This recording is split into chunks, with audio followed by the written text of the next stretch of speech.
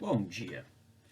Hoje no canal Sociologia Sem Mistério, eu, professor Eduardo Jacondino, vou apresentar para vocês um livro que eu escrevi em 2022, O Pensamento Conservador, uma introdução, de modo a poder mostrar esse livro para as pessoas interessadas na discussão sobre o conservadorismo, tendo em vista que o conservadorismo pode ser situado, né, assim como Norberto Bobbio já o fez, o importante cientista político italiano do século XX, onde colocou o pensamento conservador como um pensamento adstrito ao espectro político de direita, de centro-direita, né? Me parece importante mostrar um livro como este, assim como outros tantos, obviamente, que existem no mercado, que falam sobre o conservadorismo. Talvez, e por primeiro, pelo fato de que o conservadorismo tem crescido no Brasil nos últimos anos, né? Uma perspectiva considerada conservadora. Ao mesmo tempo que cresce esse movimento, me parece que faltam leituras, né, melhor situadas para poder se compreender melhor o que significa esse pensamento conservador. Então, neste livro, né, que é um livro introdutório, publicado pelo Clube de Autores, vocês encontram esse livro então no Clube de Autores, digitando lá Eduardo Nunes Jacondino, ou o título do livro, né, Pensamento Conservador, uma introdução. Nós vamos ter, ali como sumário, apresenta então as bases do pensamento conservador, né? E aqui eu trabalho mais especificamente o pensamento conservador britânico, que é a base do pensamento conservador do mundo. Então a gente tem no capítulo 1 as bases do pensamento conservador, o ceticismo e o empirismo. Na sequência a gente tem capítulo 2 o Edmund Burke, considerado o pai do pensamento conservador. Capítulo 3, o pensamento conservador contemporâneo do século XX, né? E aí eu trabalho com a obra de Michael Oakeshott, um dos autores contemporâneos que talvez melhor tenha traduzido o que significa o pensamento conservador. Na sequência, eu trabalho com a política da fé e a política do ceticismo, que são temas abordados por Michael Oakeshott, inclusive transformados em um livro, né, da autoria deste autor, que vai pensar a questão da modernidade no Ocidente a partir dessas duas perspectivas, né?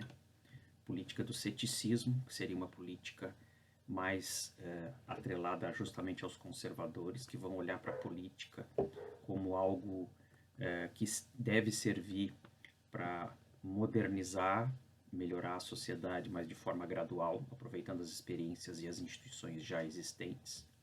E a política da fé, que ele chama então aquela atrelada aos progressistas, né? Aqueles que se colocam mais à esquerda do espectro político, mais centro-esquerda, que acreditam, a partir de um processo de racionalização, que é possível, a partir de grandes engenharias, de tecnologias sociais, de grandes engenharias mentais, né, de grandes projetos advindos da mente de um indivíduo, de um grupo de indivíduos, que é possível você aperfeiçoar a espécie humana e intervir nas sociedades do ponto de vista político até que essas sociedades atinjam, então, o seu amadurecimento, o seu desenvolvimento, a sua evolução, digamos assim, a sua emancipação, né?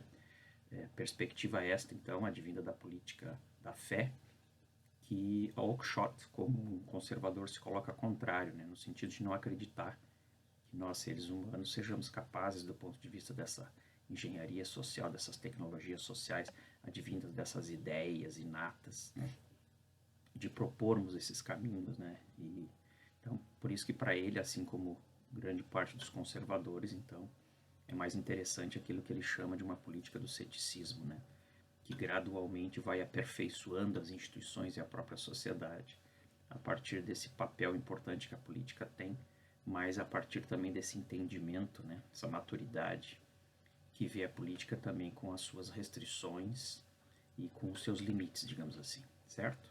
Mas o livro é interessante, né? Claro, falando sobre um livro que eu mesmo escrevi, então é sempre complicado, mas eu escrevi esse livro com a perspectiva do ponto de vista didático, né? Justamente para explicar o que é o conservadorismo, que vem da Inglaterra, essa perspectiva inglesa, então, do Reino Unido, que é o berço do pensamento conservador, apresentando os seus fundamentos, né?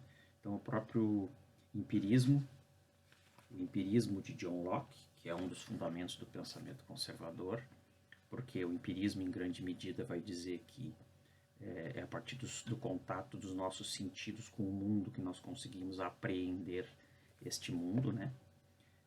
Ao mesmo tempo também nós temos aqui o ceticismo de David Hume, este filósofo importante, né, do século XVIII, que então reinaugura o ceticismo contemporâneo, porque o ceticismo é uma perspectiva filosófica que já vem dos gregos, mas David Hume, então, ele um dos autores importantes, né, a partir do século XVIII, que vai discutir essa questão do ceticismo, ou seja, vai dizer que, de um certo modo, é a partir das nossas experiências, no caso aqui do pensamento conservador, pensar que é a partir das experiências geracionais que vêm dos nossos antepassados, que chega até nós e que depois se estende para as próximas gerações, que nós vamos conhecendo o mundo, né, a partir daquilo que a gente pode dizer uma tentativa e erro, de lidar com as situações, e a partir dessas experiências e da consolidação das instituições e etc., nós vamos, enquanto sociedade, enquanto civilização, podemos dizer assim,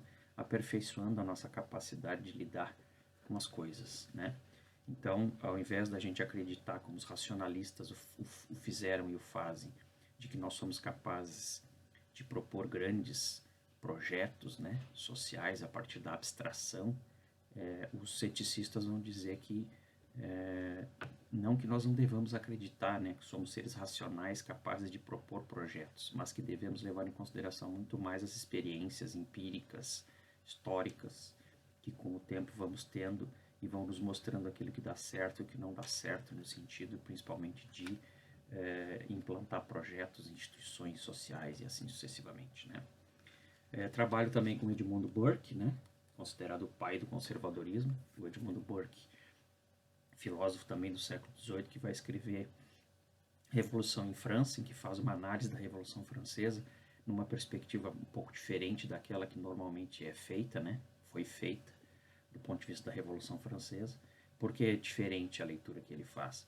Porque ele vai dizer que, em nome de uma mudança radical da sociedade, né, que a Revolução Francesa tentou fazer, no sentido de praticamente apagar com a história, com o passado, o Edmund Burke vai dizer como que uma série de eventos, inclusive muitos deles negativos, né, como por exemplo as guilhotinas, assassinatos e prisões arbitrárias de muitas pessoas, principalmente advindas da igreja, de todas aquelas instituições que os revolucionários, né, os jacobinos da Revolução Francesa colocavam como indivíduos e instituições do passado que deveriam ser aniquiladas, superadas. Muitos desses indivíduos, então, que estavam atrelados nessas instituições acabaram sendo presos, mortos, guilhotinados, perseguidos, em nome de um projeto que se pretendia justo, transformador da sociedade. Então, aqui o Edmund Burke, por isso considerado o pai do conservadorismo contemporâneo, vai fazer alertas, né, diante de um fato histórico, né, a Revolução Francesa, que ao propor uma mudança radical na sociedade, após a Revolução Francesa, o próprio calendário francês foi alterado radicalmente, né? Ele vai dizer que nem tudo necessariamente precisa ser ou deve ser alterado e apagado, né? Tendo em vista que uma das perspectivas, então, do conservadorismo é justamente analisar a importância das gerações, das contribuições dadas por cada geração, né?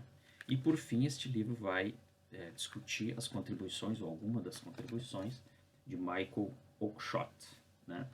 Que é um contemporâneo aí do pensamento conservador e que muito contribuiu no século XX para se pensar essa questão do que é o pensamento conservador, a diferença do conservadorismo para outros tipos de abordagem, principalmente as abordagens à esquerda do espectro político, né, progressistas.